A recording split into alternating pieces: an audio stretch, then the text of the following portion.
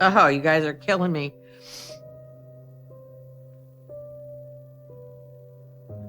That picture makes me feel anger and sadness. It makes me angry at John. It makes me hate him. He was my brother. He was the only person I have left. And family's supposed to be there for family. But how could you? How could you be there for that? God, I can't even imagine it. I can't even imagine it.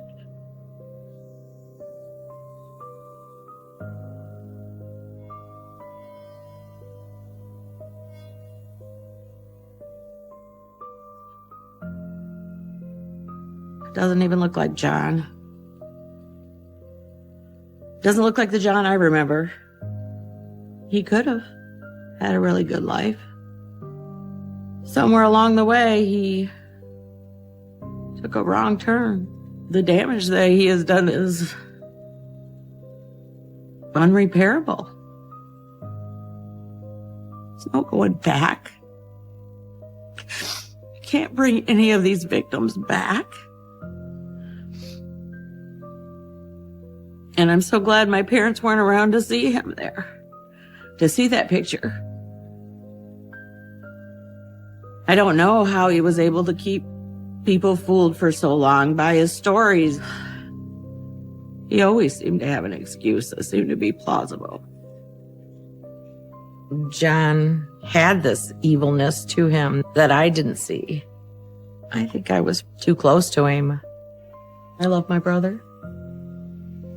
And I hate him.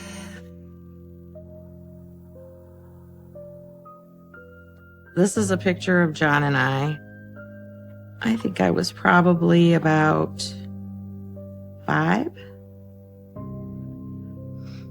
And he was probably about 8. We grew up in Augusta, Michigan, very small town. John and I were very close. I loved him. I looked up to him. And I wanted to do what he was doing. Playing baseball, playing kickball, playing hide and seek. We did it all together. Oh, I'd love to go back to that time. John and I had a fantastic childhood. It was a normal childhood. Somewhere along the way, something happened with John. He let evil in.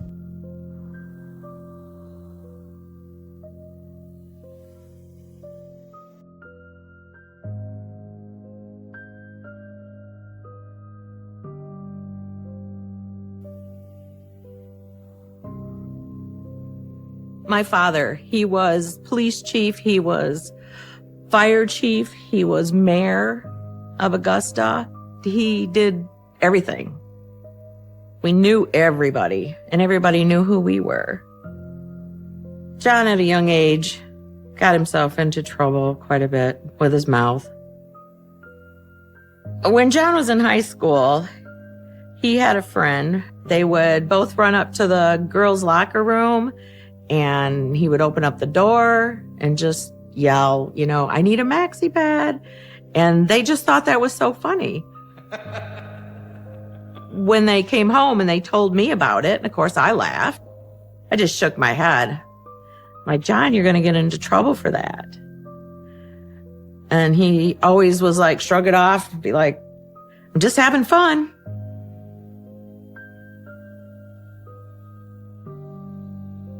Well, my parents always wanted to make sure that we always were truthful.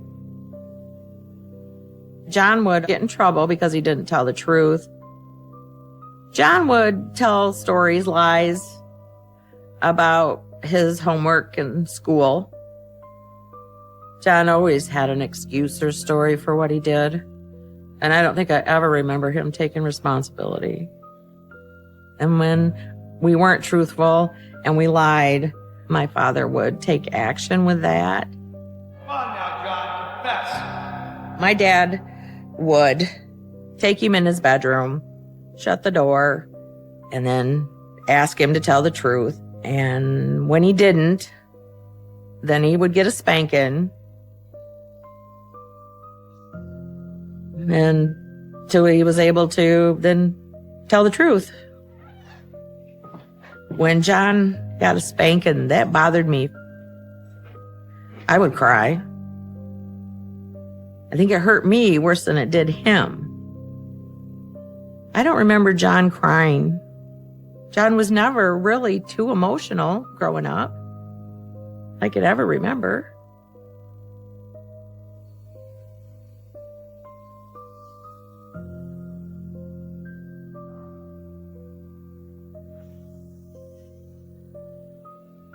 John and I used to play games at night after my mom and dad went to bed.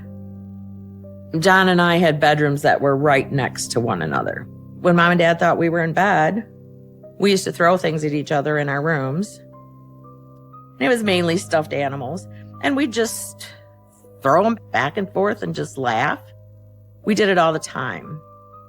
One night, I threw a stuffed animal into his room, and he didn't throw it back. So I threw something else.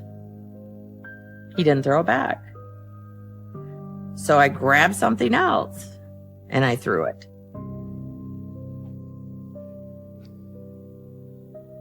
This time John came back, but he walked right into my room.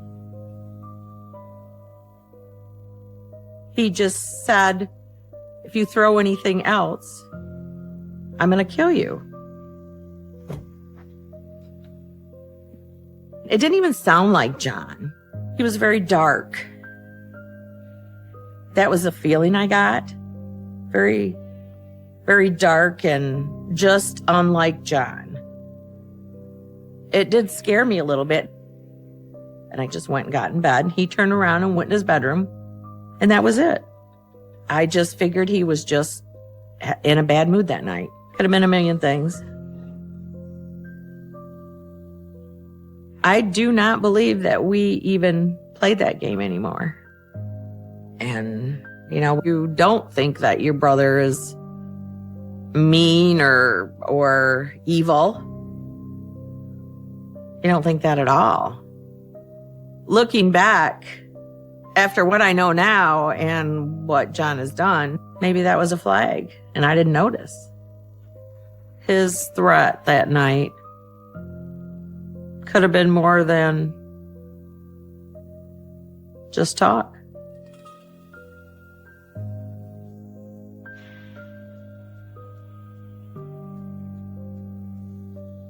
Growing up, John and I both had a paper route when we were kids. He did one side of town and I did the other side of town. One day I was on my paper route and I was delivering a paper to this house that had a big, beautiful dog. When I walked up to the porch, here come that big dog. The dog jumped on me, put me down to the ground. Then I remember the people that lived there coming out and pulling the dog off me. I was crying when I went home. Mom and Dad were calming me. We talked about how the dog had attacked me. I had a few bite marks on me, but there was no blood or anything like that. But it scared me. I know John was there, but I don't remember John ever saying anything at that time or even acting upset over the situation. When I went to do my paper out the next day, the dog was nowhere to be found. And every day the dog was not there. I went to school with some people that lived in the area, and they had told me that the people had found their dog and it had been shot. The dog had been shot out in the woods. At that time, I didn't think very much of it. People in Augusta, everybody was big hunters. I didn't put John with this until later on. I would not have thought John had done that. Maybe I didn't want to believe.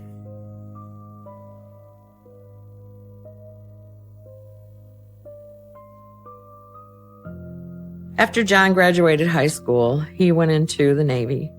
He was over in Japan for 2 years. After John returned home, John told me all kinds of stories of things that happened where he was stationed. He told us a story about how he met this woman at a bar. They went back to his hotel room to have sex. He had said that she had went into the restroom, and when she came out and walked over to John and he turned around, and it ended up being a man.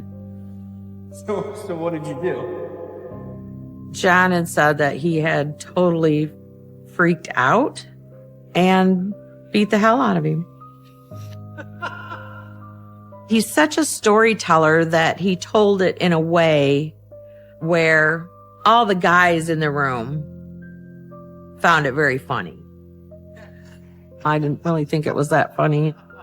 It was always hard to tell when John was serious or he was exaggerating. I didn't know whether to believe it or not. So it was the first time that I've heard John ever admit to any type of violence. He was over in Japan for 2 years, so a lot of things could have happened to him. And it makes me wonder if that's the time he started having different types of sexual desires.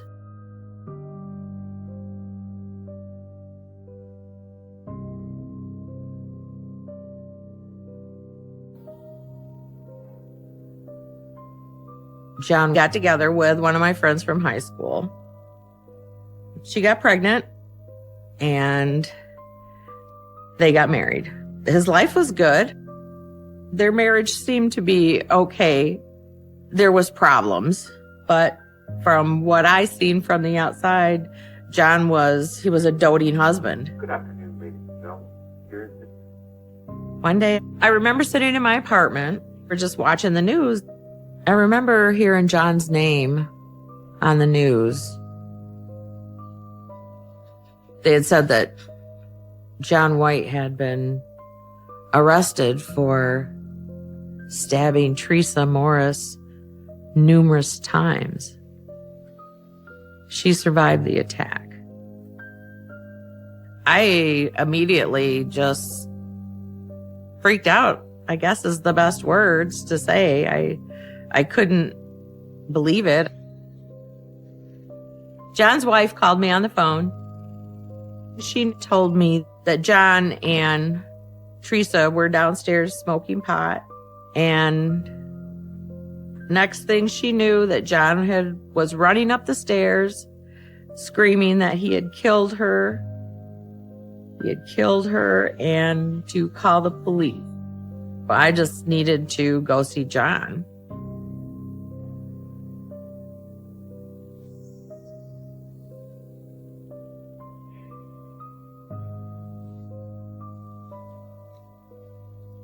When I seen John for the first time, he had had cuts on his hands by his thumbs.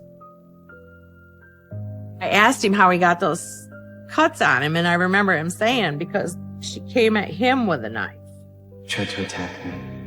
They were doing drugs, and then Teresa turned on him and came at him with a knife because she wanted his drugs. The way the cuts were on his hands, it was like he was trying to stop somebody from stabbing him. John had said that he had blacked out, and when he woke up, she was laying on the floor bleeding. I can't see any logic in it, so I don't understand why or how he could possibly do that and why he would do it on purpose. I didn't believe that John had done this intentionally.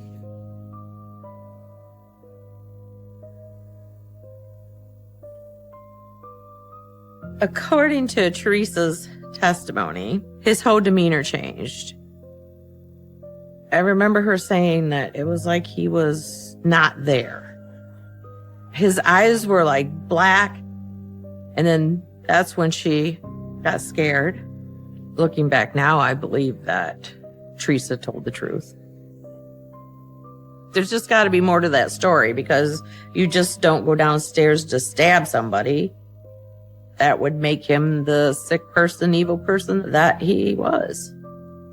My dad and the lawyer decided to go for a temporary insanity plea. John only served 2 years for his crime in prison and got out on good behavior. With John, there was always a reason why it happened, and it was never his fault. He wasn't the one to start things. He wasn't remorseful about it. I never heard him say that he was sorry for what had happened. I look back on it now, and John should have never gotten out.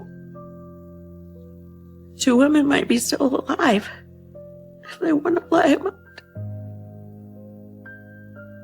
When he was in prison for stabbing Teresa, he had written a book about his life. John sent me a copy of his book. Some of the things that he wrote in the book caught me off guard. In that book, he speaks about our paper routes. I got to the part where he had talked about shooting a dog because it had attacked me. I was shocked. I didn't expect that at all. He kind of explained how he got down on his belly and had his shotgun and had waited for that dog to come out in the backfield, and he shot him because the dog had bitten me, hurt me, scared me to death. Didn't have a clue at any point in time. He never mentioned it. He never came back to me and said, that dog will never bother you again. I definitely got a sense of he did it because the dog hurt me. I felt that John's sense of right and wrong were definitely off, but I obviously didn't know everything about my brother.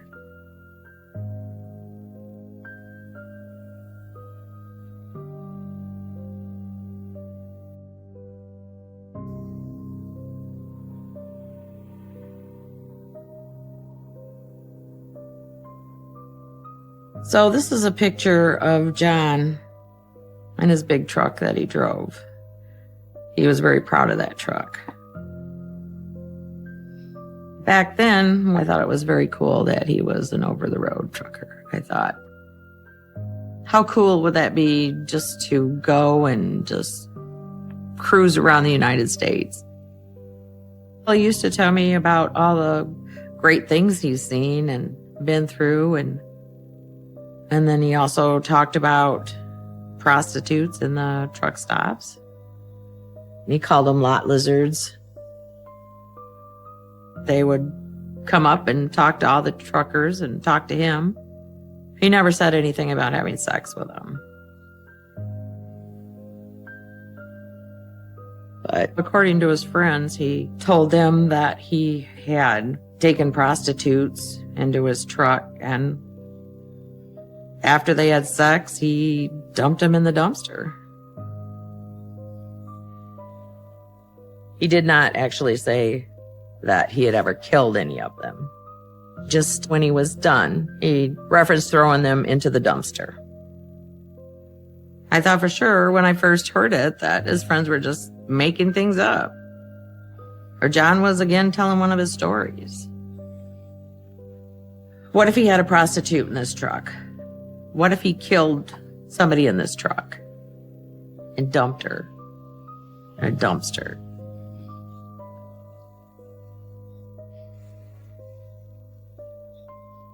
Seeing where things went to, maybe he did.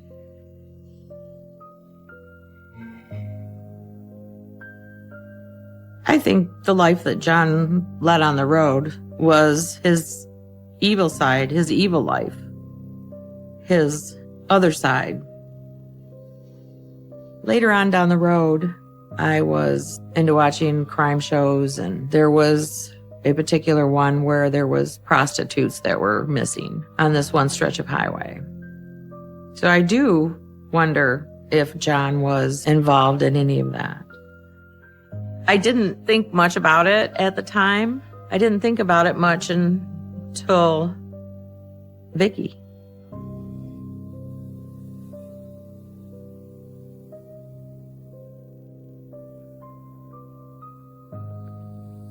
About this time, him and his wife were not getting along. They were having problems. He took a job at a laundry place that did linens for hospitals and such. And this is where he met Vicky Sue Wall. He told me that he had fallen in love with her. He had an affair. He also told me that he would meet Vicky in the parking lot and she would get in his truck and they would go and have sex. I think I'm in love. I don't want to hear about this. I told him he needed to come clean with his wife. That's enough. But John didn't want to tell his wife.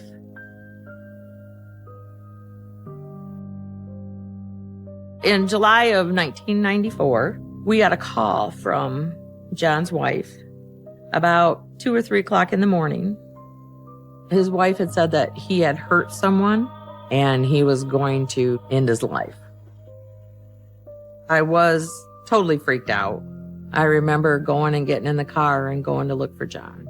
There was something very strange going on. And at that time, there was a report of Vicky Sue Wall had been missing.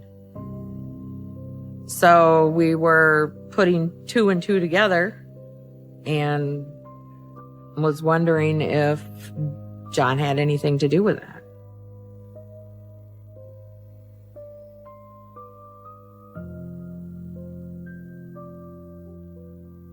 The police went out there and they found John. So it turns out that there was a surveillance tape and it showed John pulling up to Vicky's car. And she got out and got in the truck and they drove away. The tape never showed John coming back and dropping her off. When they found her, they identified her with dental records because it was so hot that the body had decomposed. John was arrested for Vicky Sue Wall's murder.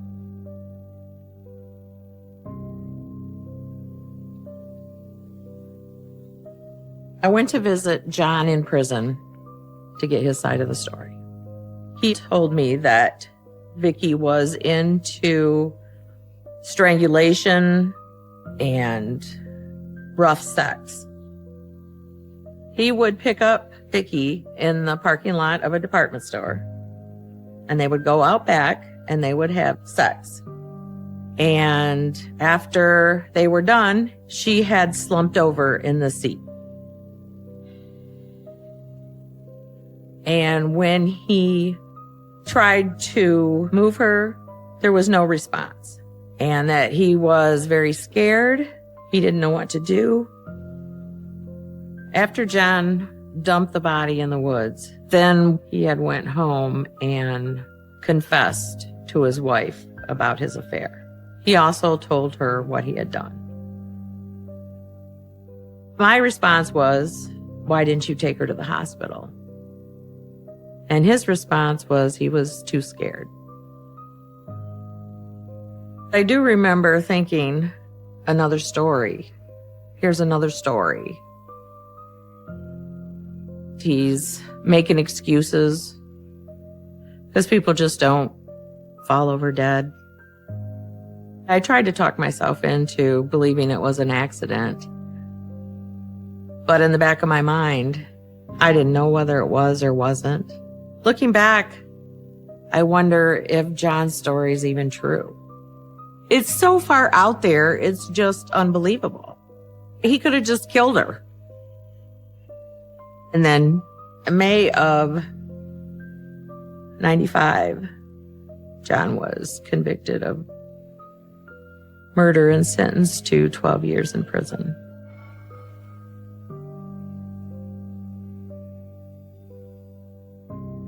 While John was in prison, his wife divorced him. He became a minister and had told me that he had given himself to Christ. He assured me that his past was behind him. I wanted to give him the benefit of the doubt. I'm just that way. So if he said he was changed and that's what he wanted to do was go to Christ, who was I to say he didn't? John came to live with us, and he tried to find multiple churches to minister, but because of his background, he didn't have any luck with that. I remember him dating online, and that's when he met Sally. She was a very, very nice lady. Funny, fun to talk to.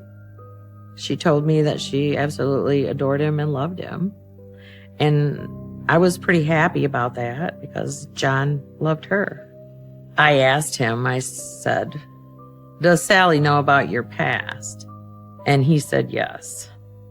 Then I went to Sally and asked Sally if she knew of John's past. He gave you all the gory details? And she said yes. I did wonder what she really did know. There was an opening for a minister at her church. The church took him in, they welcomed him in. He decided to move up there. And John was very happy.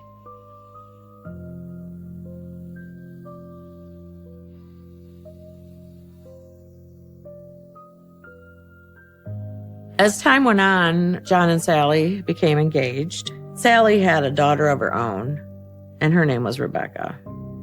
She was a very beautiful girl. She was funny. She was nice. John was excited about Rebecca becoming his stepdaughter. They were growing close. John moved into a trailer park, and Rebecca lived in the same trailer park. Rebecca had a young son, and John talked very highly of him and doing things with him. With John and Rebecca, the relationship that they formed was a father-daughter relationship. John was sick.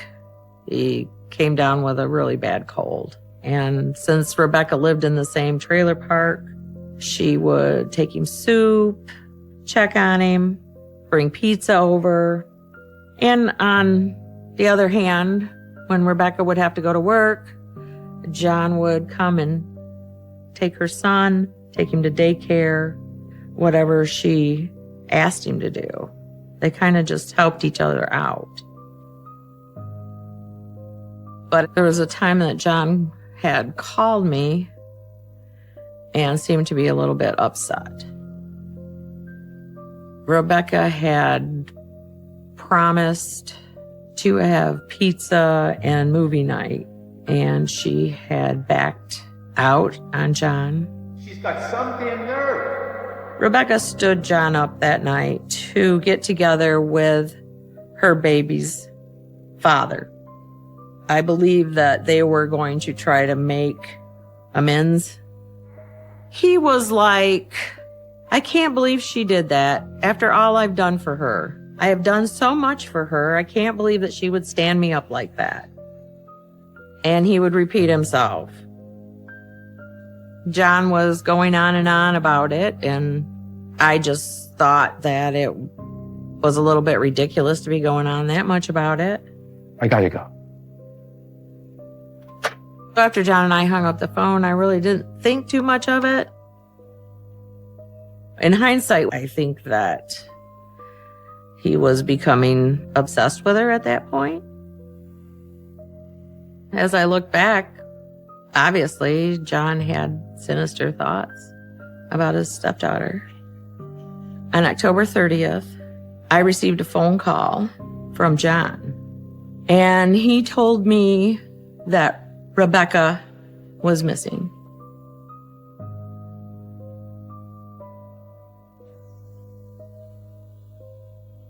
John had told me that he was supposed to pick up her son and take him to a Halloween party.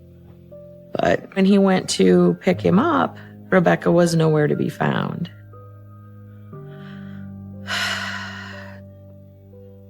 John told me that he had called the police and everybody was out searching for her. I had just that little bit of hope that maybe she was with her other friends. I wanted that so bad, so bad. Mothers just don't leave their small children by themselves. I felt that something was wrong there, that John had done something. I just got a horrible sinking feeling.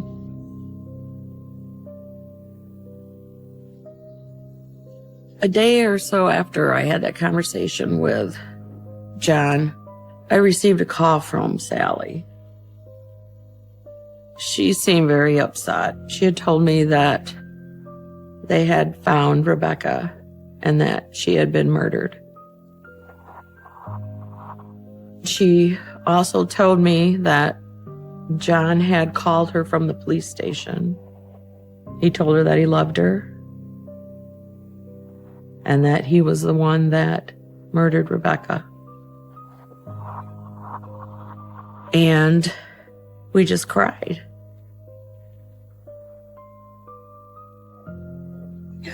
It makes me angry at John. It makes me hate him. It makes me feel horrible for what Rebecca went through. That right there breaks my heart.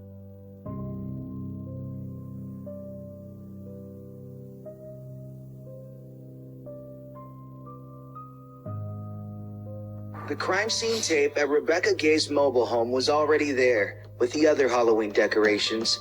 At an afternoon press conference, police detailed John White's confession. First, they say, early Halloween morning, White went through an unlocked door at Gay's home and saw her in the hallway. He told police he wanted to act out a fantasy of killing a woman and having sex with her dead body. The suspect... No. Can't do that. I can't do that.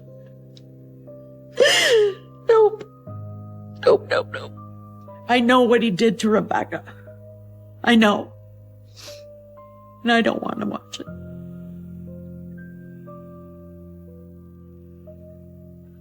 I don't.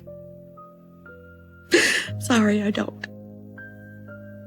He walked into her trailer and hit her on the head with a mallet, and he had sex with her dead body, and he threw it in the ditch. And yeah, I've been there. It's not a good place for me. I'm sorry. What he did to her is unforgivable.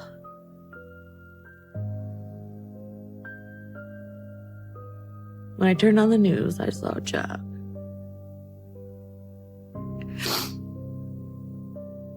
Confessing to the murder of Rebecca. I remember feeling anger and being appalled. This morning, I deleted these downloads I had, and they were called Psycho Thriller. They're movies of guys, strangling women and basically raping them after they strangle. When I drink, that's what I want to do. And I had drank 5 beers, and I remember walking across the lawn. I opened her back door, and I went in, and that's when I had the rubber mallet in my hand. And she came down the hallway because she heard the door open and close. And she looked out back. I hit her with the mallet. I don't know how many times. I just couldn't believe it. I was shocked. Everybody was shocked. It's evil that does that. I know that I am a terrible monster. I know I need to be in a cage. John was convicted of murder and 56 years in prison. He deserved a lot more than that. He deserved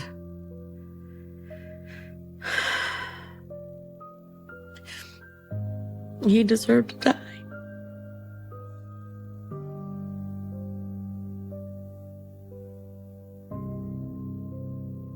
I want to look at this picture. I see John White, a serial killer.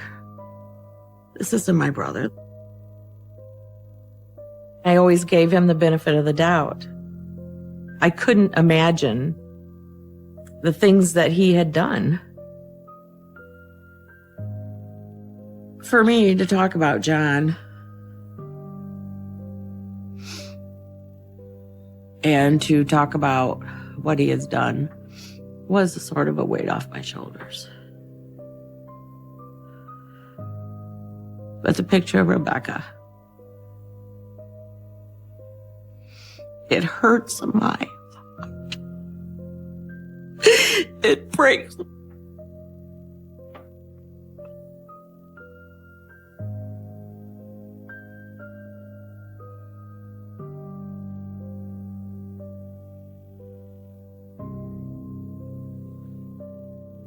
This is a letter that I received after John was in jail for the murder of Rebecca. Dear Chrissy, I want to tell you how much I miss you. I love you dearly, Chrissy. And I do understand how pissed off at me you must be. I know what a disappointment I am to so many people, and I'm so sorry. That's the first time I've heard John ever say that, and I don't believe it. I feel that he's sorry that he got caught. Not that he's truly sorry. I'm hoping someday we can talk. Maybe tell you what really happened. He's just telling another story. And he wants to talk to me because he wants to try to get me to believe that what he did, there was a reason for it.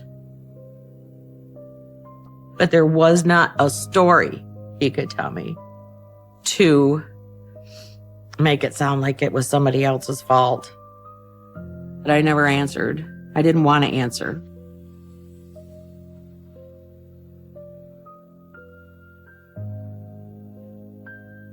John called me every day, sometimes twice a day. But I never accepted any of the calls. Nobody was in John's corner anymore. I was there for him. He was family. I backed him. I believed in him. I had to admit that I was wrong to myself and realized that there was a dark, evil side to John that I see now versus I couldn't see then. Telling my story has been emotionally exhausting, but it's also a relief. This whole experience has helped me more than what you realize because I can talk about him versus just keeping it all in. He very much betrayed me and his family.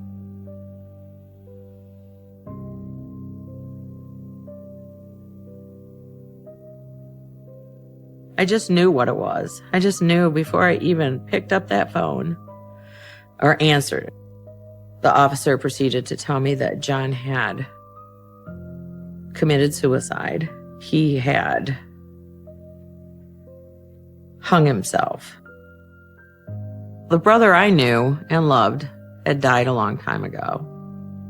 So I did cry for him, but I had, know what the word is, detached myself from him.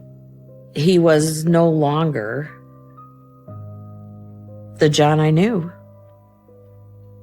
I remember thinking that in hell is where he deserves to be.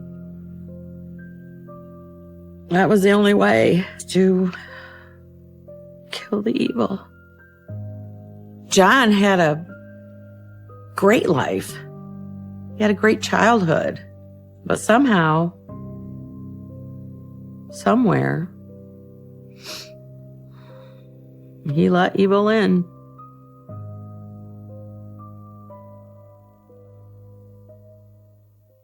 You don't want to believe that your dad's a monster. At the time, you're just like, okay, he's my dad. Yeah, he's a criminal, but you realize it's worse than you even thought it ever could have been. Even now, we don't know the full extent of what he's done.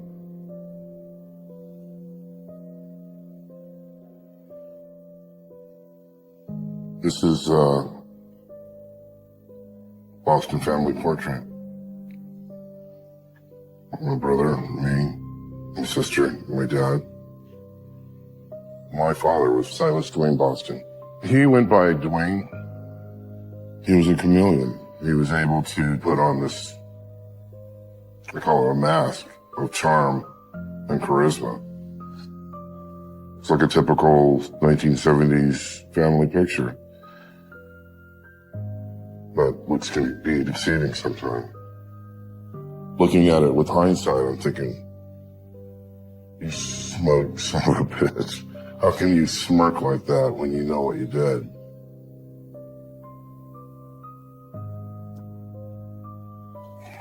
This is my mom. It says, Love, Mary Lou, 1962. This probably was her senior year. She's got the bouffant hairdo, which was all the rage back in those days.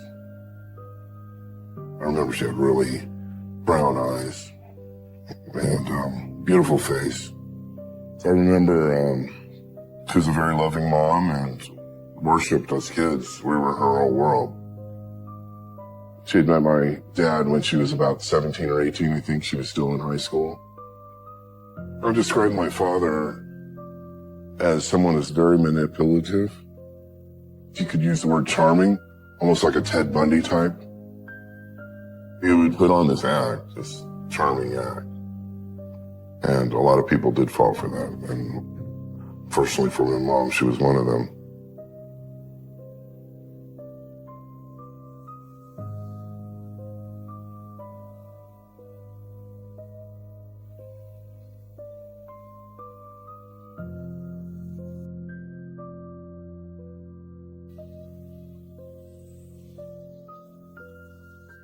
I felt really close to my mom.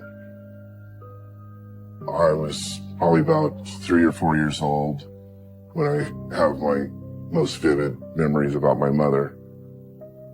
She was always playing music and cooking, baking cookies and stuff for us. When I was about 4 years old, September of 1968, all I knew was that she was gone.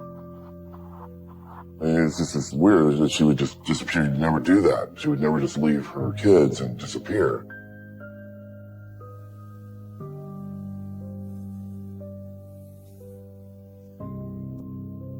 This is my mom's missing persons report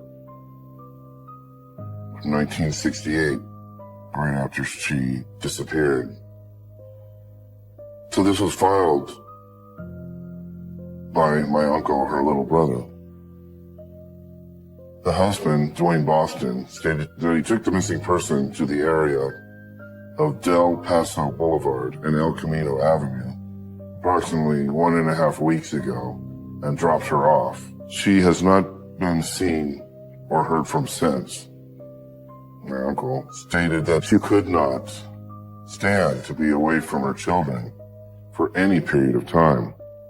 The husband has shown very little concern or regard for her absence. The husband possessed a .22 caliber rifle with a scope mounted on it.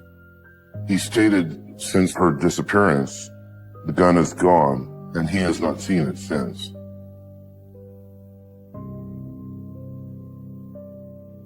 My dad told me at the time that she just left. We would constantly ask, where is mom? What happened? Where is she? He would change the subject or say, I told you, she ran off. I don't know. Stop asking me questions. It's like your heart has been ripped out. You have this void, in your life. It's hard to describe.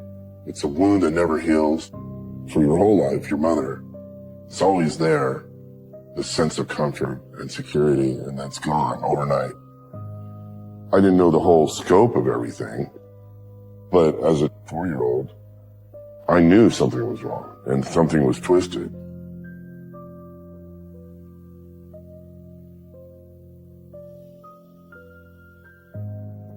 After her disappearance, I remember mostly being with my grandmother.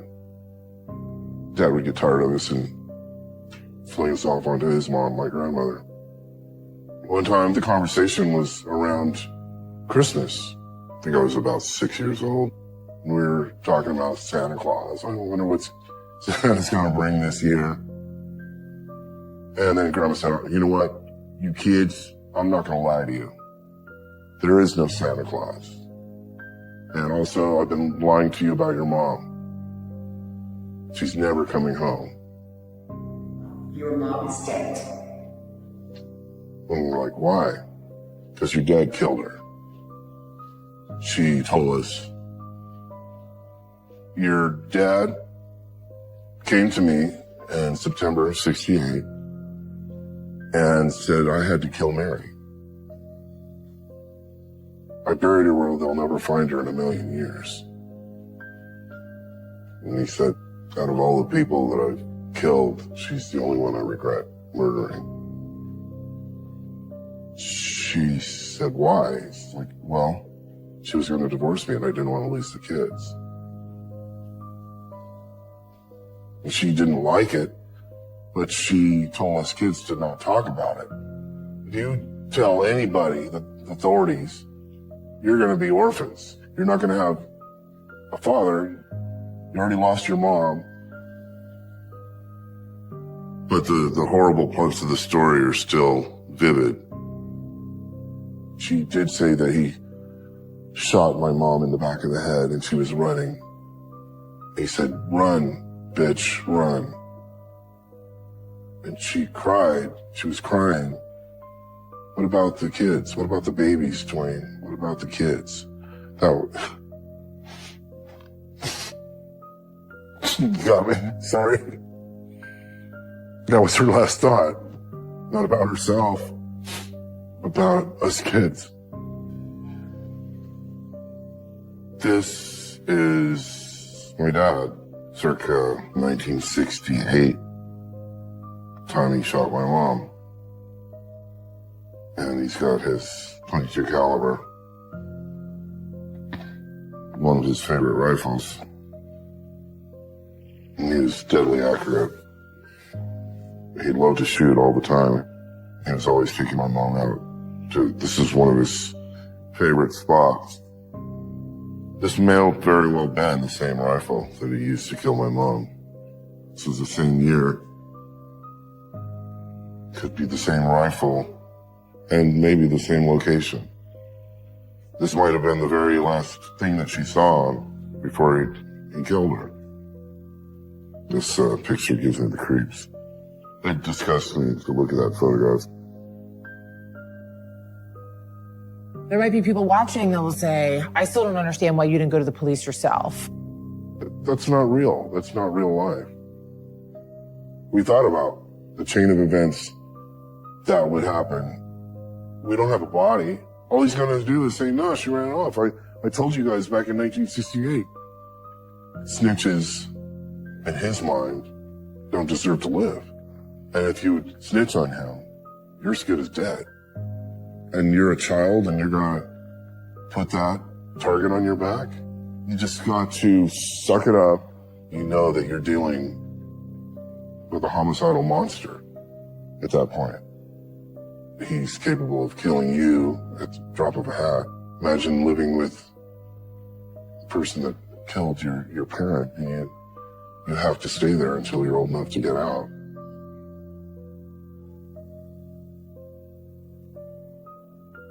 The day in the life of being Silas Dwayne Boston's son, every day was different depending on his mood. It's like the weather, you never knew what to expect.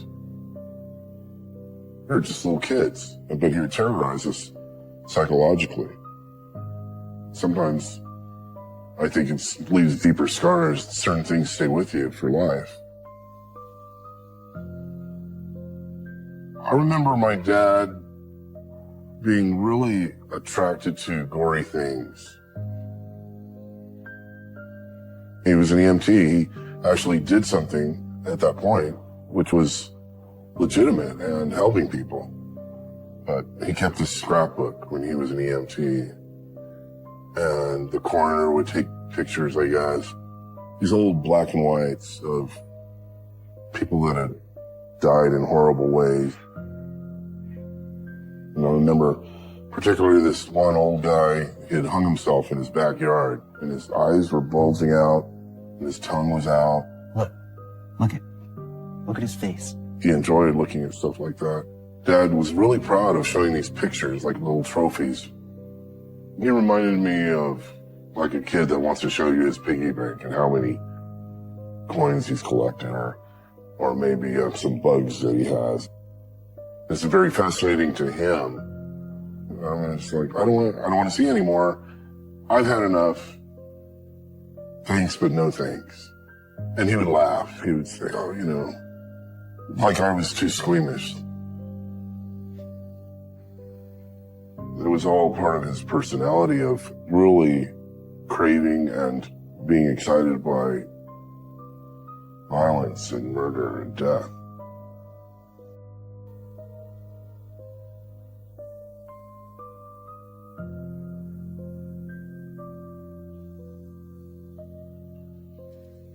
He tired really quick of working for the man, especially since he had his kids. That was a constant, you know, monthly supply of welfare and food stamps. He was just like, well, why work? I can just get stoned and drunk and party, which is what I want to do. And he decided to supplement the family's income with bringing in what he calls tapping. I remember one time he brought home this giant jar of pennies. You know those water cooler jugs? Heavy. Filled with pennies and dimes and nickels. What's the favor? Start counting. Sorting the pennies out. It was just something that was expected of us kids to do. At the time, didn't really think of it as stolen goods. Him and his buddy, they come in laughing and bragging about how they broke into this old lady's house and tied her up, and they were wearing these rubber Halloween masks.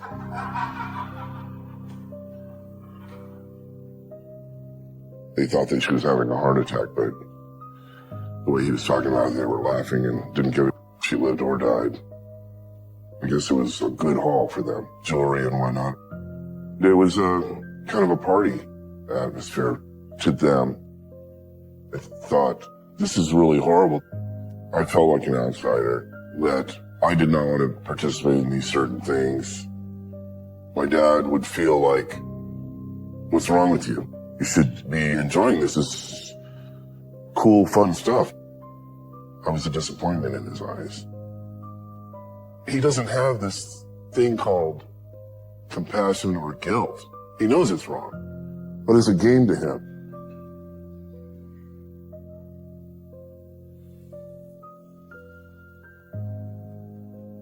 It wasn't just all black and white. There was some gray there, you know, and it's hard to just hate somebody. He wasn't a monster all the time. He hates Christmas. It's like the original Grinch. He'd never buy us really Christmas presents. He'd just give us money and say, yeah, go buy whatever. But this one year, it's a little emotional for me, but he sorry. I haven't thought about this in a while. He actually bought us toys that year. It was, remember those old Viewmasters? We didn't have any Christmas wrapping, so he wrapped it up in a paper bag, and, I'm sorry. You know, as kids, you know, you want to sneak and find out what you got. And so I was like opening the bag, and he was mad that I found out what we were going to get. And it's like, you're not really the Grinch. You really care about Christmas. I mean, why would you care what we, you know, that we were peeking? It's like what a normal dad would do. And, sorry. That was one of my favorite Christmases of all time, because he showed a side of him that was human and that cared about how we felt as kids. I gotta take a break.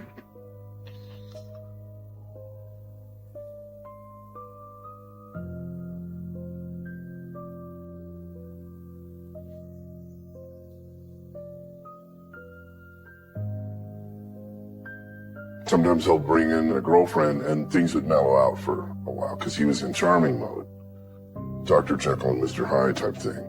So you have these waves and cycles of him going through these weird personality changes. He had a girlfriend and she had a couple of daughters. They decided that they were going to come live with us as a family. I remember Dad had stolen a bunch of Christmas toys. They were like I think they were in the garage or something. This girlfriend at the time said, hey, just between you and me, did your dad steal those toys? And she's like, you can tell me, you can trust me. She's like, yeah, he stole those toys. Maybe a day later, it was like, I know, Mom. Tell me what you said. Did you tell her this and that? You know, did you tell her I stole those toys? I go, no. And I was like, oh my God, she betrayed me. He grabbed me by the throat and started choking me and then lifted me up and smashed my head into the drywall. And I'm choking, I couldn't breathe. I'm turning blue and no one's helping me. I'm dead. I know I'm dead. So he was mad that I told on him about the toys. I was a snitch, and it almost got me killed by confiding in somebody that I trusted. Life lesson, don't trust anybody. Keep your mouth shut.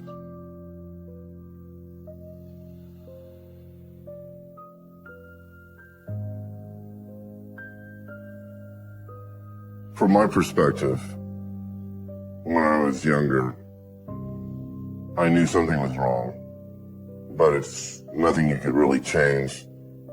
You normalize things. But when you get older and start to realize this is not normal, this is the opposite, it's abnormal.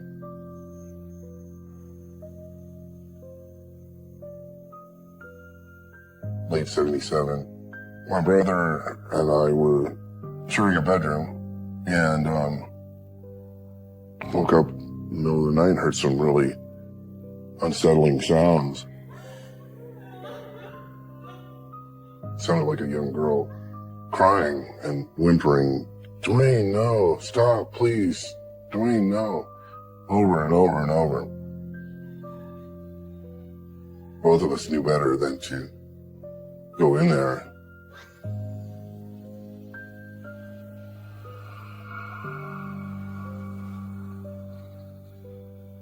The next morning, a friend of my dad's came out for breakfast.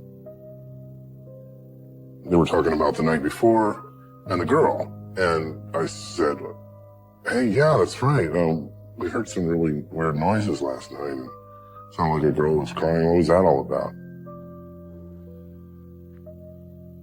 My father's like, oh, I don't really remember. Kind of playing off like he's blacked out or something. As soon as we were away from his friend, he's like, dummy up, don't talk about what happened. Dummy up means shut up, don't talk. Pretend like you're deaf, dumb, and mute. From very early on, Dad had certain rules.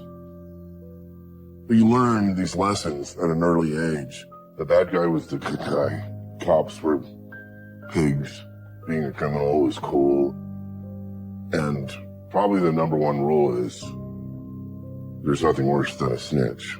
And he showed us that in many ways. Stay out of the way. My dad found out they were going to press charges. But he decided that he wasn't going to stand trial for this. Dad said, hey, you guys want to go to Belize? And we're like, yeah, I guess. Okay.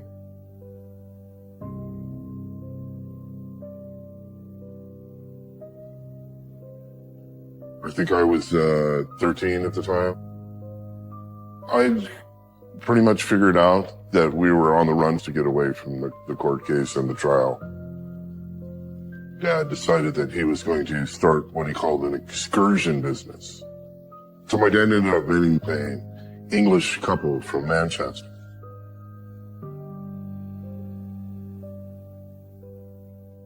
This is Chris and Pita, Chris Farmer, Peter Frampton. This is before we met him. Maybe after they started their vacation. He was a doctor. She was an attorney. They just recently graduated.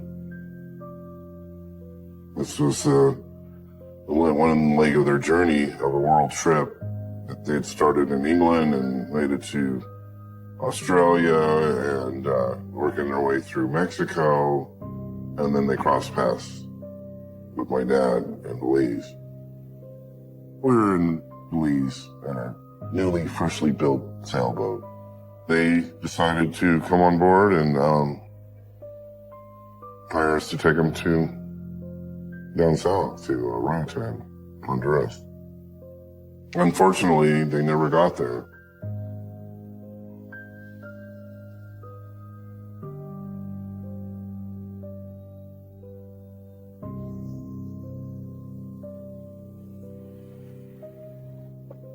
This is where we lived for several months on board this fishing boat, sailboat. It's my brother and the blonde kid. And this is Chris Farmer. This was in 1978. They became part of the crew, especially Chris. He wanted to learn how to sail. He was manning the boat, the tiller. He wanted to know how to navigate, all these things. He was down for everything. Whereas Peta was a little bit more quiet and resigned herself to the galley and cooking and that sort of thing, writing letters. At this point, things were peaceful and having a great time. Happy Dad came back, the charming dad that he could be, to impress the new guests. But it wasn't long until the mood changed.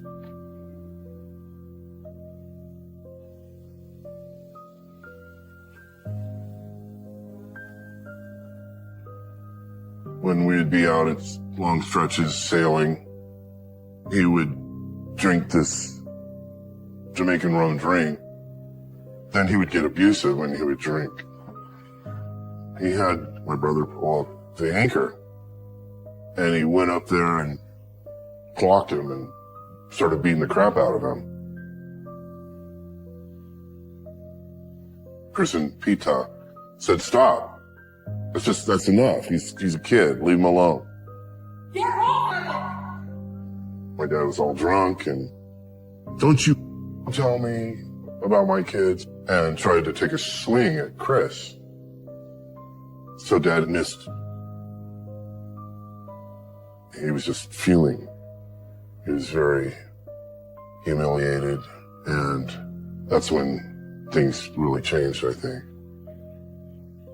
You could see it in his eyes.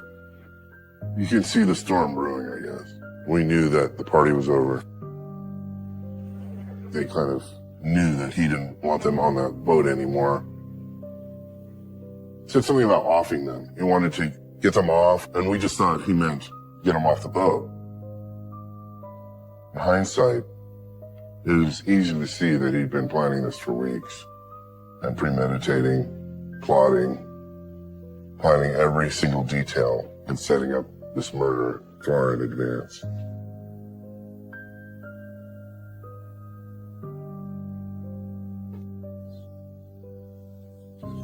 We're anchored off the port of Livingston, Guatemala. Dad had talked them into, that's where they're going to deport. And we were just hoping that they would just get off the boat and go on their world trip that they were on.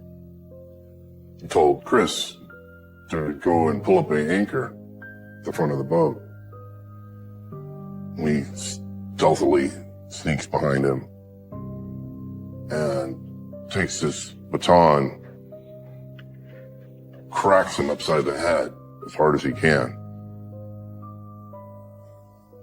And then he keeps hitting him over and over and over. Peta was in the aft galley cooking or whatever she was doing back there, and she pops up. And she said, "Get your ass back down there. I'm going to shoot you with a spear gun." Get the hell out of here before I kill you.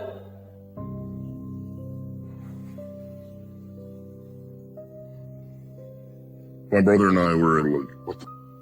And me, I'm like, what is going on? Dad said, you need to pay me more money. And he's like, okay, that's fine. We'll pay you.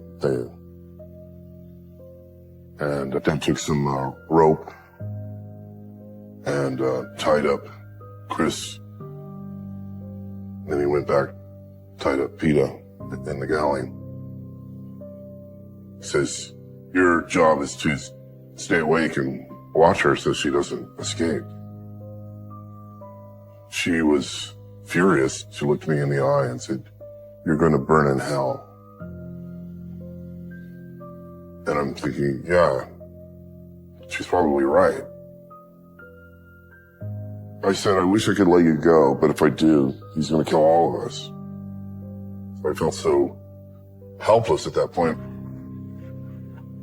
You're in a circle of water. And even if you could escape, I didn't speak Spanish at the time. I don't even know if I could have communicated with the authorities. They don't speak English. When you're on a small boat and you know that the guy that has your life in their hands is a psychopath and a serial killer and has murdered your mom, is threatened to murder you, where are you going to go? You're trapped.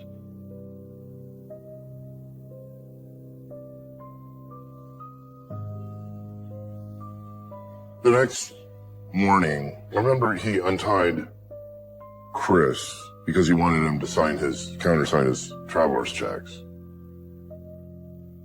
He was tied up, but he could still move his arms. He had us all convinced that it was just a robbery. He's going to take their traveler's checks and then let him go. That was what he kept telling us and telling them. And we all believed him.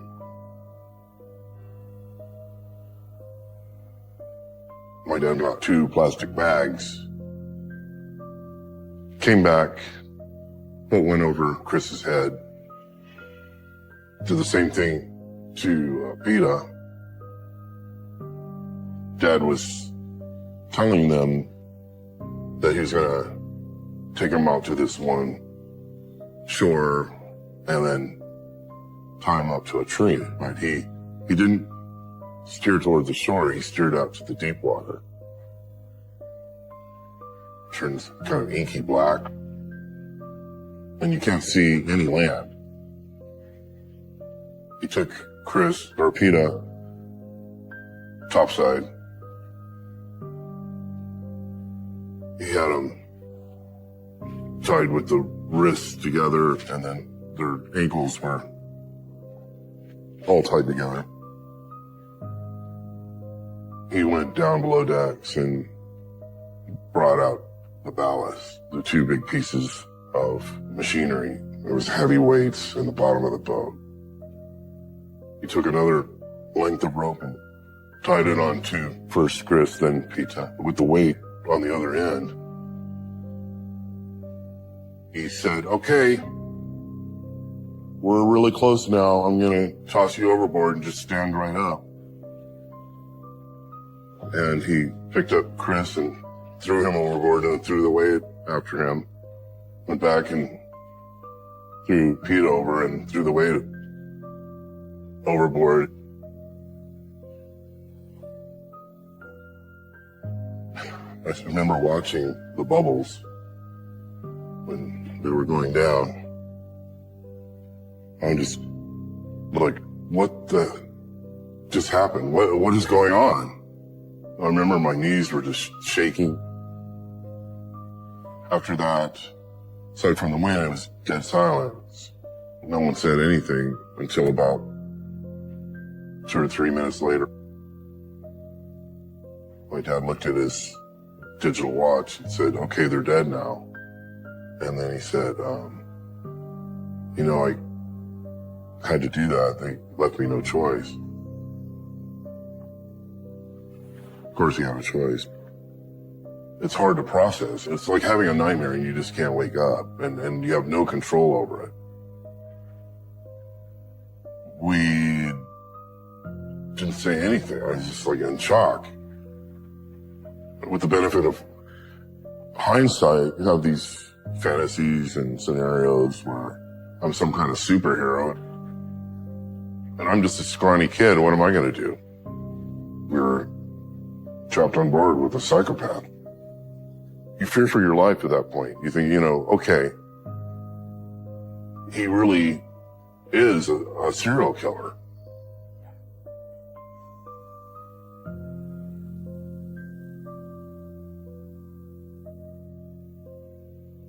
At that point, he needed us to clean up his mess, so to speak. He's trying to hide evidence, immediately shifted into cover tracks.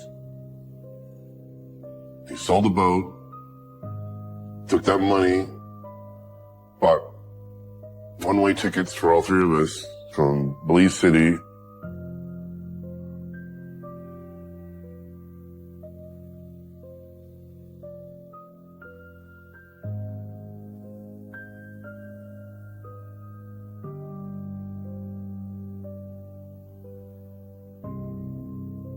After we came back from Belize, I wanted to distance myself as much as possible.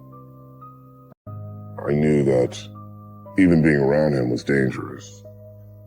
At 17, with my dad's signature, I was able to join the Navy and get away.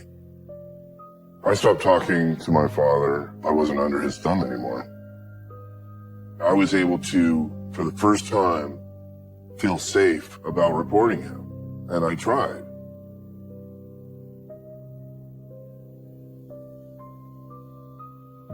So I got some quarters and went to the payphone in the barracks, tried to call Scotland Yard. That was the place to call for British police. So I called them and I told them who I was and what I witnessed. Nothing ever followed through. At that point, I had taken Spanish in high school. I was able to converse pretty good in Spanish.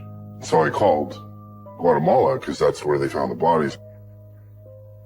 I said, my name is Vince Boston. My father is Silas Twain Boston. In the year 1978, we were in Livingston, Guatemala, and my father killed 2 people on our boat. I couldn't get any traction at all, just dead air, just silence. You feel like, didn't these people's lives mean anything?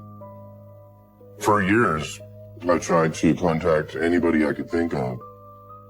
This is a monster that's continuing to do this. He needs to be stopped. And no one seemed to care. No one stopped him. No one followed through.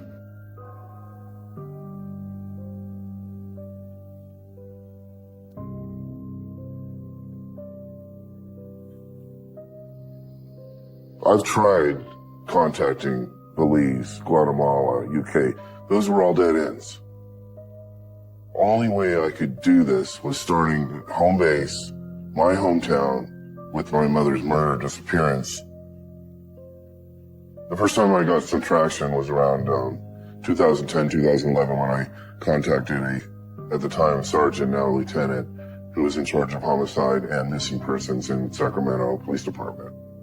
He started the ball rolling. They were going to reopen the case. Around that same time, in the United Kingdom, the authorities there had started their own, what they call an inquest. And so they were also looking into double homicide. I found out through Sacramento PD that my father knew or suspected that I was the one that was talking to the police about what he had done. And I got word back, what's wrong with Vince? Why is he saying all this stuff about his mom, about these people in Belize? Why would he even say anything like that? Snitches should be killed. I was warned by my brother and my half-brother that I need to be on the lookout. You're always looking over your shoulder. They had to interview people and witnesses. They had to put all their little ducks in a row. A couple years later, they had enough information to make the arrest. They finally arrested my dad December 1st, 2016.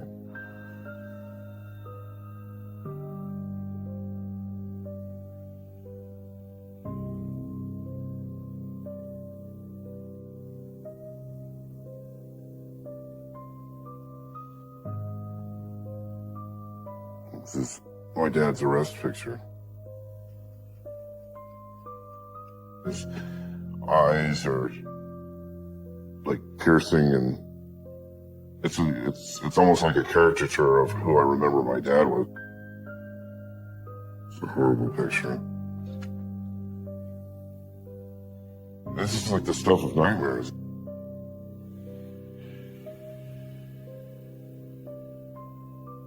He had stopped taking his medications, and apparently he stopped eating. He was in the hospital. I said, you know, he's trying to kill himself. And you're going to let him die before he can stand trial? My brother was there with him and asking for basically information about the location of my mom's body. Even though he knew that it was the end for him by his own terms, he still would refuse to let us know where we could find our mom. What kind of person does that? I would say a monster. A selfish, egotistical, evil monster. My brother asked him, how many people do you remember killing? And he said, well, I think it's about 33. That's as many as I remember. Who are these other people?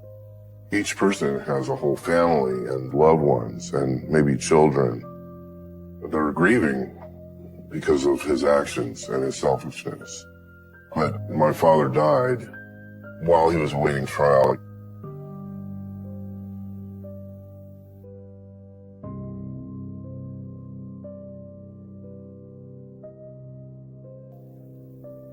We can't bring our loved ones back. My mom was still dead. Those people were still dead. He'd lived his whole life in freedom. He died at, 78 years old or whatever he was. He took his own life on his own terms. Is that really justice that he got away with it all these years? They say delayed justice is justice denied, right? It's not easy to deal with. It makes me sick to my stomach. It makes me rethink all those questions. What could I have done? Could I have done something different? But the past already happened. The only thing you can do is try to make today the best you can and be the best person that you can.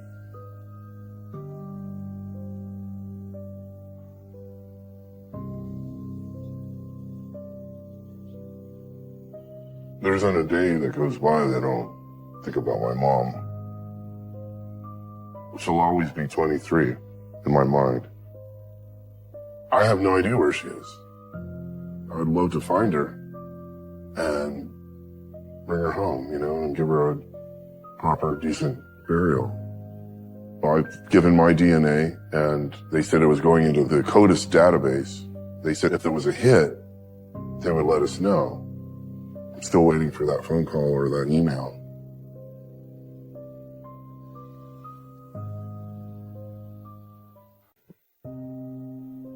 This is probably one of the hardest photos to look at. For a while, it was almost like it played in my head over and over. And I was outside watching a movie, but it was really something that had happened to me. It was a 3.5-hour fight for my life. I still remember the noise of the crunching of the knife going in my skull. And I remember just thinking, okay, I guess this is my time. I'm going to go home and meet God. If I hadn't fought like hell, I wouldn't be here today.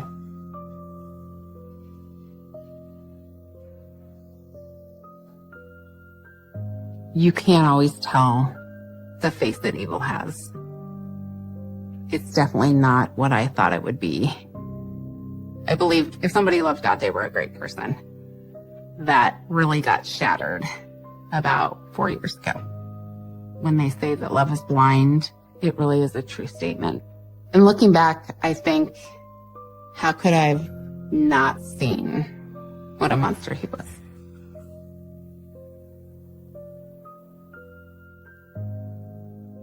My whole life, I had always visioned having that marriage that God talked about in the Bible. I went on dating websites and I was very specific with what I was looking for. I wanted a God-fearing man that showed it in his life. This was one of the first photos that Sean sent me of himself and his semi-truck that he drove. My first impressions of him was that, he was very handsome. He was sweet. He knew the Bible. When we first started talking, it was a lot about our values and our faith. He told me that he attended church regularly and that he used to take groceries to the elderly, that he was very involved in serving with church. He kind of passed all the little tests that I gave him and kind of met the expectations that I had to kind of move forward with somebody.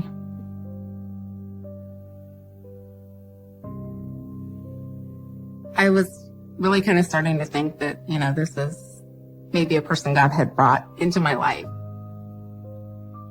But he's the person that taught me there was evil in the world.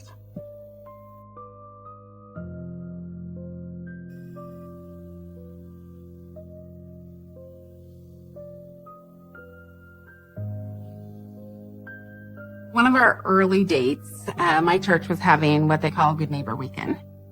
Everybody goes out and kind of serves. We're like the hands and feet of Jesus. This was the photo that him and I took at the Good Neighbor Weekend when we volunteered together. And I had invited him to come with me. And I almost expected him to just say no, but he kind of said, sure, absolutely. I would love to go with you. Thanks for coming out today. We planted, we, de-weeded, we put rocks down, and it was just a great day. He worked really, really hard, talked to everybody, just seemed like he was a really good guy. And it was just nice to see someone that kind of was wanting to do God's work with me. So we ended up talking about just different things in our past. He told me that he had been married before, but, it was kind of a bad situation. Things didn't really work out between us. His ex-wife had cheated on him. He found her in bed with somebody, and that was kind of the final straw, and he just knew that she wasn't going to change. He ended up beating up the guy that he found his wife in bed with. He went to jail for it and got an assault charge, is what he said. I would have probably done the same thing if the situation was reversed. So that didn't make me think any different of him. He really wants to get married again and have kids, and, it'd be forever this time. At the time, I thought he's a great guy. Let's kind of move past this and let's focus on us and our future together. And so, we definitely moved pretty quick. Years later, I found out that the assault charge wasn't because he beat somebody else up. He didn't even ever find his wife in bed with another person. The assault charge was for attacking his wife.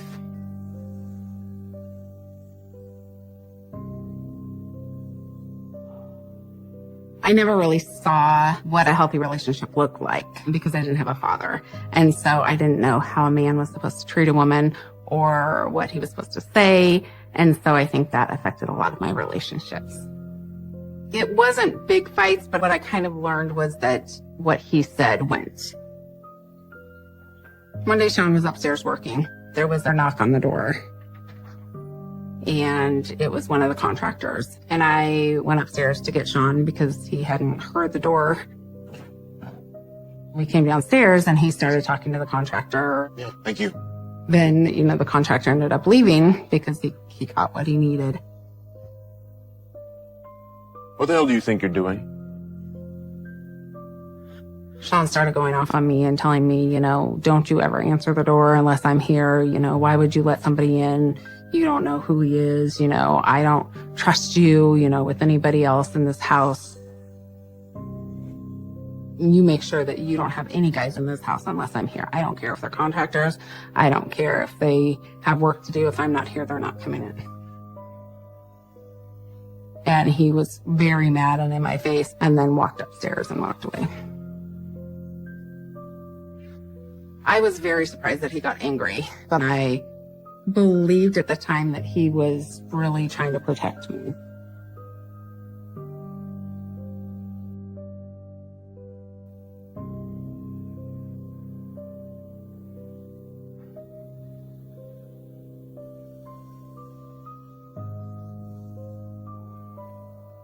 Our first session, I would bring up something and then he would overtalk me, say, that's not how it went. This is how it went.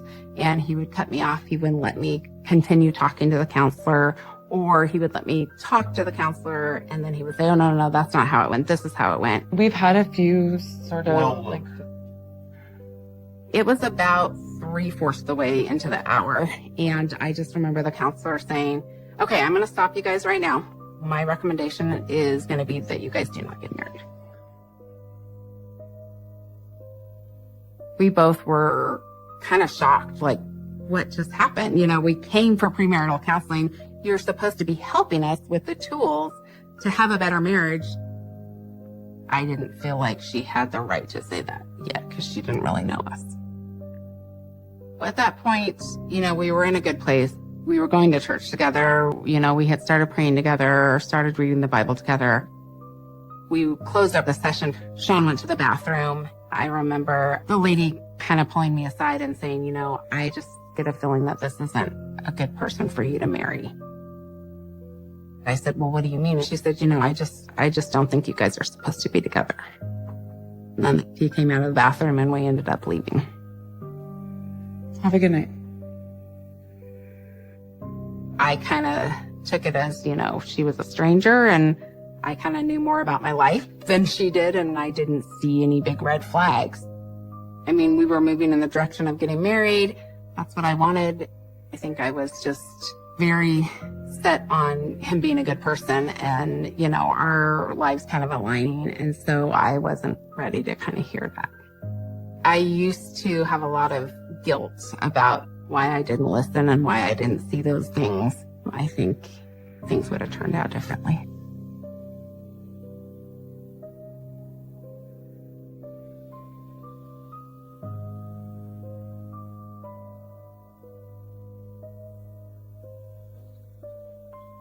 Sean would just get to a point where he would explode and he couldn't kind of handle his emotions anymore. It really did concern me. We started arguing more and have more altercations. I was starting to really wonder if this was a relationship that I wanted. I said, I think we kind of need to discuss what the counselor said and how we're going to kind of move forward. There's been things that haven't been the greatest lately. And so I think that we need to make a decision to kind of go our separate ways. He ended up going into the bathroom. And he was in there for a little while. I remember hearing the bathroom door open, and I remember seeing blood just pouring down his arm from his elbow to his wrist. It was kind of terrifying. What did you do? And he told me that he had cut his arm with a box opener.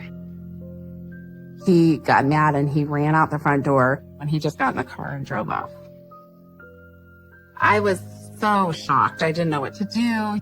And so I called his mom. His mom said, all I can do is tell you to run. And I was like, what do you mean? And she goes, that's all I can say, and kind of hung up.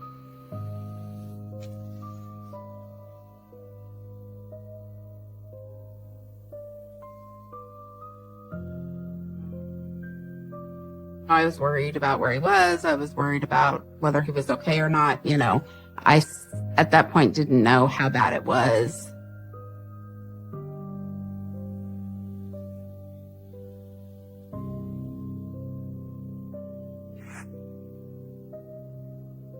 I was sitting on the couch when he came home. It was almost kind of a relief when I saw him and he was okay. Where have you been? I just needed to clear my head. I went and got kind of a cloth to kind of wipe the blood off, and it really wasn't a deep cut. I just asked him, why would you do something like that? He explained that, it was something that he had did because he was scared he was going to lose me. I just can't stand the thought of us not being together. He believes that kind of God put me in his life and we're supposed to get married. He knew that, I would feel bad for him, and that's kind of why he did it. And I had found a person that knew how to manipulate and prey on someone that wanted to be in a relationship. And I think looking back, I could even yell at myself and say, why did you stay? But when you're in it, it's not that easy. When you're in it, you don't see the things you see looking back. Looking back, I see everything. We are supposed to be together. It's not what your mom thinks. I told him that, I had spoke with his mom, and his mom said to just run. I asked him what that meant. He told me, I'm not surprised that she would try to sabotage something that's going good in my life. She typically does that in my life. He definitely preyed on my sympathy. My desire to be in a relationship helped me overlook any doubt that I had. Don't let her come between us. It makes me shocked that, I believed him and that I didn't see kind of the manipulation that was going on.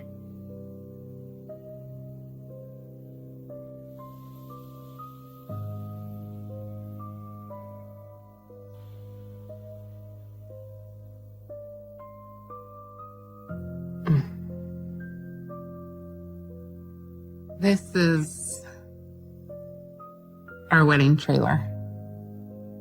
We humbled ourselves and did what Jesus did to the apostles and washed each other's feet. I thought it would be a nice touch to get Sean a knife that said Hubby Sean on it. He had said he was somebody that was patient, somebody that was kind, somebody that wasn't self-seeking. Somebody that would love me and honor me and cherish me. It was something I had dreamed of my whole life. And instead I got somebody that lied to me, that was angry, that made me feel worthless. He had me fooled as to who he really was.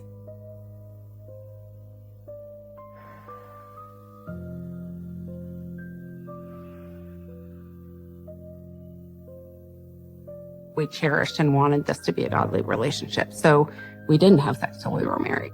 It was not the intimate, romantic relationship that I thought we would have. We definitely had sex when I didn't want to. I remember one night I was so exhausted and so tired. I just wanted to go to bed. He wanted to have sex. He started kissing my neck. When I said no, I really don't feel like it. I'm really tired. He made me believe that it was something that was wrong with me. He said I was letting him down and letting our marriage down, and I wasn't doing my wifely duties. He knew that me thinking I was not a good wife would be very hurtful to me. I wanted to be a good wife, and I wanted to make him happy. I remember him rolling me over, and I literally just laid there, and, he just had really rough sex with me. Tears started to fill my eyes, and I just thought, is this really what sex is supposed to be? I definitely felt violated. I thought that I was being a good wife by letting him do it. That definitely is rape, and that's not what a good marriage looks like. I definitely felt that biblically I didn't have a reason to leave. He hadn't cheated on me. He hadn't physically hurt me. We had made a commitment for better or for worse. And, this was the worst time right now.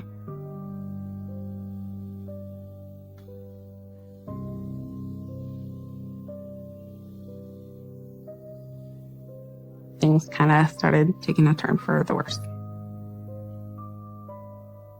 He never liked to kind of work through things or talk about things. I mean, he would get mad and scream and yell and walk away. I noticed whenever his temper flared up, he would disappear into the basement. One night, we had gotten to a big argument, and he went down in the basement. He was there all night and then came up. He went to work. I went downstairs, and I looked around the corner and saw the big black punching bag that had my name spray painted on it, Sarah. And I just, was in shock. This is a photo of our basement. I remember this like it was yesterday. To know that he was punching something that had my name on it was kind of scary. I cringed at the thought of someone spray painting my name on a bag and that he's literally down there basically beating out of Sarah.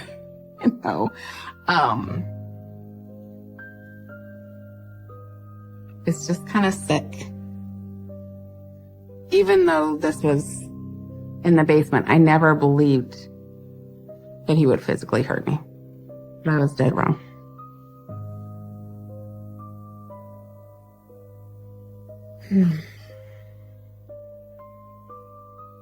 I didn't understand why my name was on a punching bag. When he finally came home, I asked him about it. And again, he kind of brushed it off like it wasn't a big deal. He said, well, it's better that I hit the punching bag than I hit you. And I thought, well, I guess that makes sense. We had kind of made the covenant of marriage. And so it was so hard for me to be okay with walking away because he hadn't physically hurt me.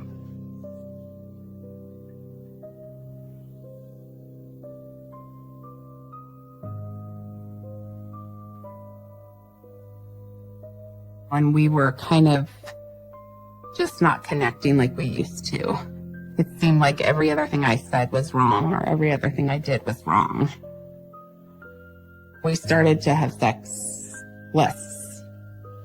I was a little relieved that he wasn't coming to me every single day to try to have sex with me. I started to wonder what was going on. He was spending a lot more time on his phone, which kind of made me wonder what he was doing on his phone.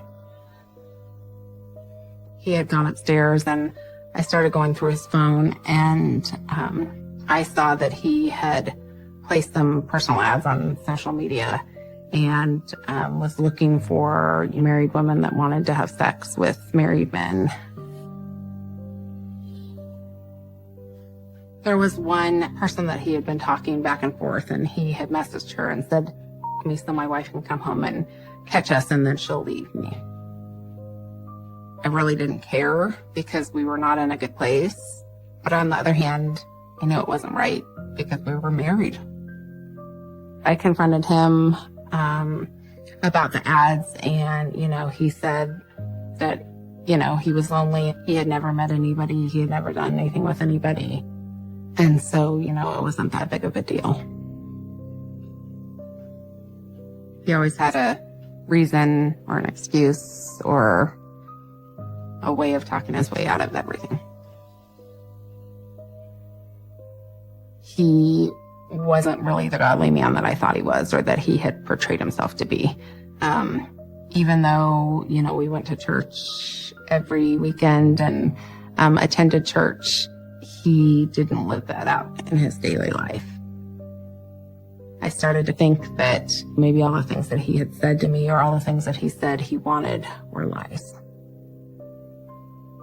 This time, I kind of had decided that maybe things needed change, and I decided to kind of go stay at my mom's for a little while. This wasn't a marriage, and this wasn't a place that, God wanted me to stay.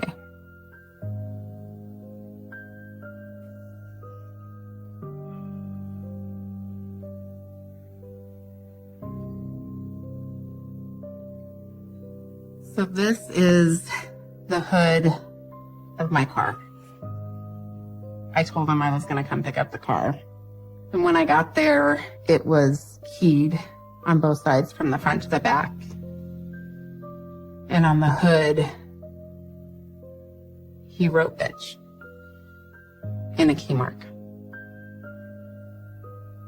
It made me sick to my stomach. I don't really understand what kind of person would do something like that to someone's vehicle that they loved. This just kind of shows the type of vindictive and sick person he was. He knew what he was doing every second and every moment that he did this.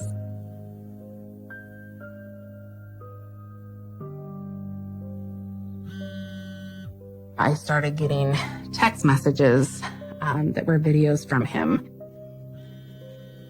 He literally was going through every single photo that we had of us. You never cared about me. Talking about the memory and talking about that it was a lie and that he hated me and why would I say these things and I never really loved him. And he literally would rip the photos up and he would throw it in a trash can. None of this meant anything to you. He was getting meaner and nastier with what he was saying, and he just kept sending them and sending them. I had to literally turn my phone off because I couldn't sleep. When I woke up, I turned my phone back on and, had 30 plus videos of him continuing to do what he was doing. He just wanted power over me and was realizing he didn't have any more power. I had really started to realize who he was and the manipulation that he was doing. That was the wake-up call I needed.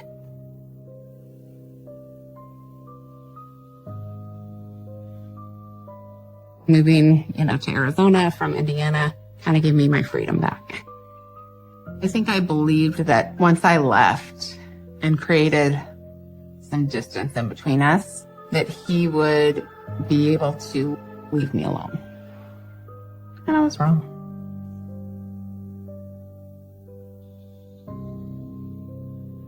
I had become so isolated and confined, and so I had to figure out what I liked again, what my hobbies were, what my passions were, and what I wanted to do in life again. I didn't have anyone that was telling me who I could and couldn't hang out with. I could go do things with my friends when I wanted to. And I was really working on a lot of personal development and self-growth. So I had done photography before, and I decided to update my online accounts for my photography business.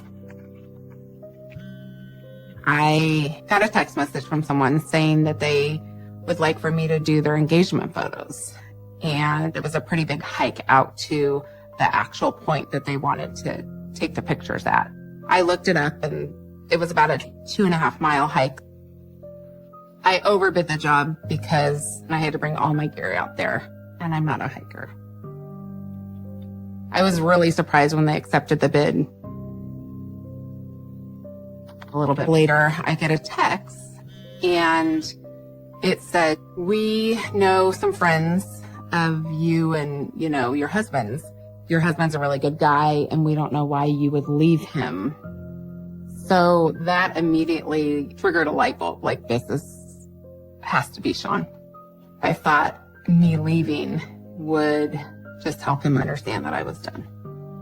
But he wouldn't leave me alone. I said, I had something come up and I can't do the shoot for you guys. Knowing Sean and all the things that he had done in the past, I wouldn't put it past him to go to this low to figure out what I was doing. Looking back on that, I really feel like I came extremely close to death. He would have lured me out to that location and he would have easily killed me.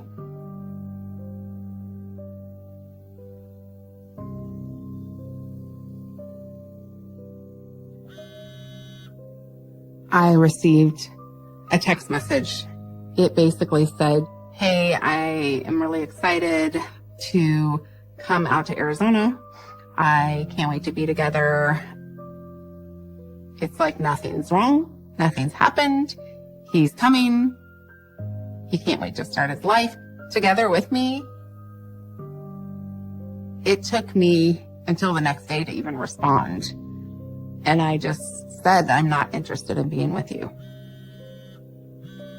He said that God had told him that it was time that we got back together. I just said, "I have no desire to be back with you. We're separated. We filed for divorce. I've moved on with my life. I wish you the best. You need to move on with your life." I felt like it was a mind game that he was playing. But I also had the security that he didn't know where I lived. So I thought that I was safe.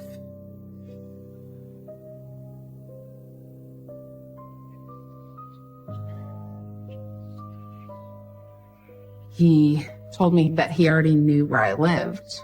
And this was the picture that came next. And I was in complete disbelief. He wrote the letter to the last known address and put do not forward, return to sender. And they sent it to him. And it had the little yellow sticker on it with my address. When I got this photo, my heart started racing. I didn't want him at my house. The fact that he knew where I lived scared the shit out of me. I still never believed that he would do what he did. I never believed somebody could be that evil.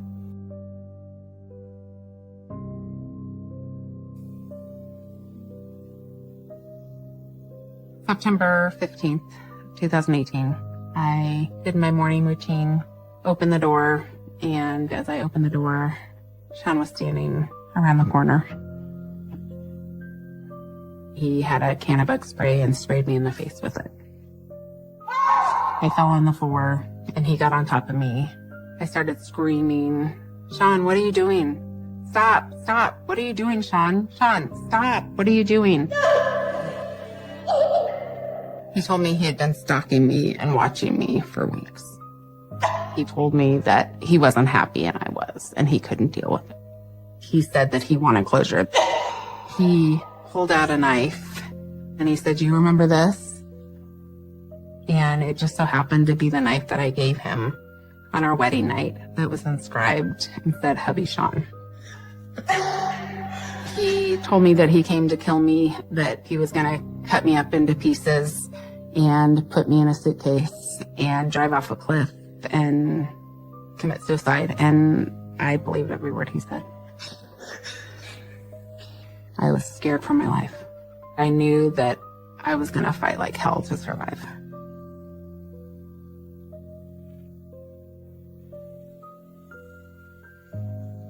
He put a plastic bag over my nose and my mouth and started to try to suffocate me.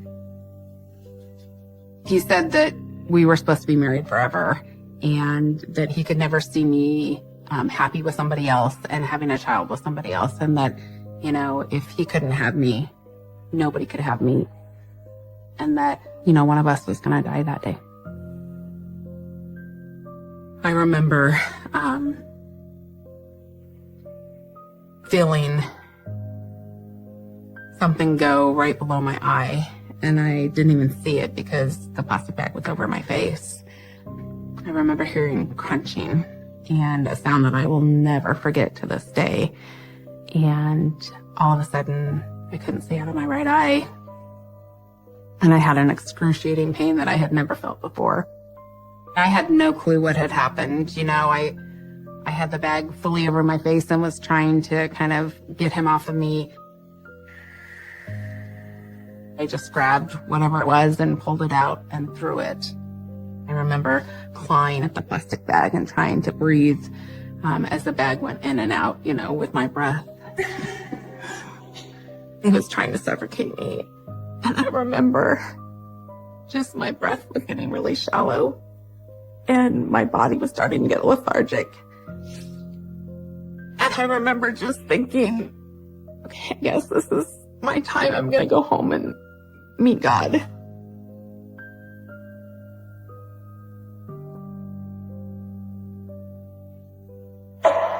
It was really scary to know that it could be over. You know, I felt like I wasn't done with being here, and just to be grasping for air and not being able to catch my breath and feeling my body almost go limp was the scariest thing I've ever experienced. And then I remembered that my mom would be left here by herself and she would lose her daughter. And that just gave me a fight to fight a little bit more. And I was able to get him off of me. The bag came off my face and I could gasp for air and catch my breath.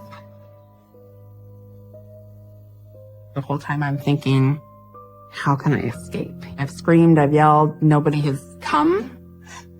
I asked him, you know, like, why are you doing this? And he just said, because we were supposed to be together forever. It was till death do us part, and one of us is going to die today. I was really trying to kind of figure out what he wanted and how to kind of get into his mind to save myself. It was hard to kind of think like a crazy person would think. Try to figure out what he wanted and where he was trying to go with this and what I could say to make him happy.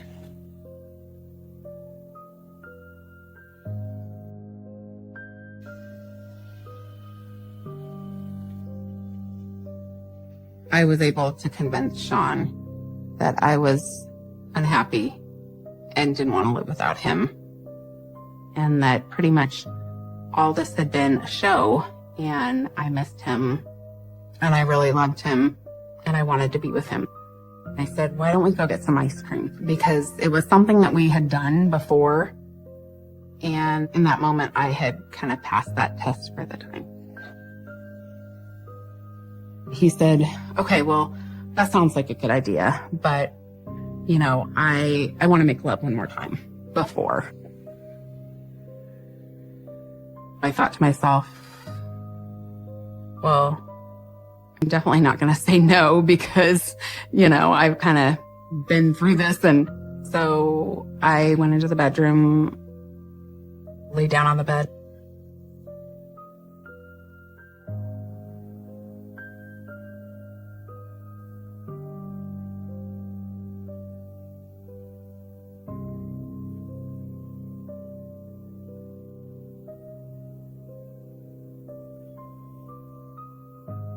I remember just seeing this group of people.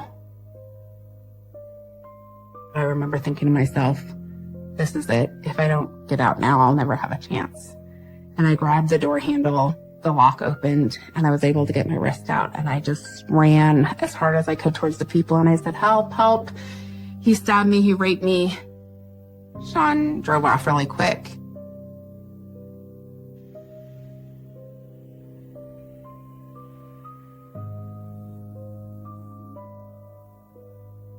This probably was a day or two after I'd been attacked. My face has been cleaned up. There's not blood. How can someone do this to somebody else? Much less, how can someone that supposedly loves someone and was married to somebody and wanted to spend forever with them do this? He brought a murder kit. He had researched how to stab someone in the eye to kill him. He meant to stab me in the eye with a knife, but because he had the bag over my head, it missed and went below. The cut under my eye is where the knife went in. The eye socket was fractured when the knife went in. I still get twinges in my eye, and I still don't have any feeling in my forehead. I stayed in the hospital for 5 days. My eye was pretty swollen shut. They told me it would never open again. I think that he really took the vows of till death do us part. I mean, he told me I was going to die that day.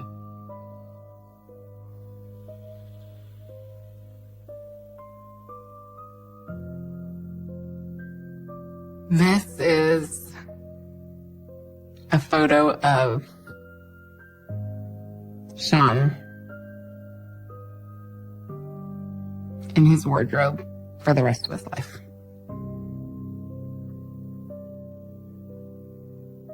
He actually kind of hated the color orange, so it's kind of funny that that's what he gets to wear. I hope that someone shows him the same evilness that he showed me.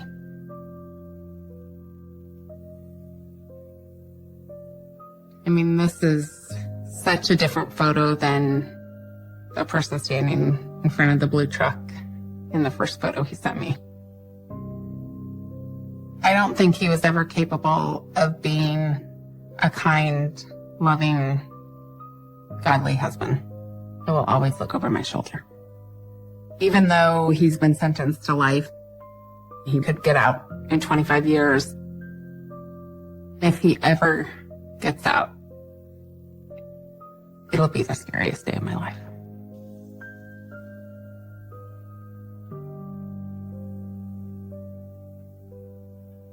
My faith today is stronger than ever. I believe that God is using the bad situation to help others kind of get out of a situation that they're potentially in. I felt a lot of guilt that if I would have just walked away, I would have my vision and I wouldn't have pain constantly. But I'm put here to help others and to really create awareness around this.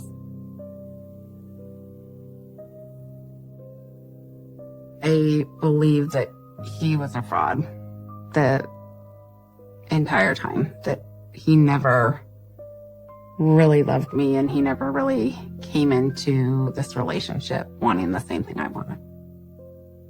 I think the fact that I didn't have a father figure in my life and I didn't know what a healthy, good relationship looked like really made me vulnerable. He definitely found somebody that he could prey on. Looking back, I wasn't strong enough to walk away when I saw that first red flag. Even though he's locked up, I have learned how to protect myself. I carry a weapon with me. It's a life that I never thought I would live.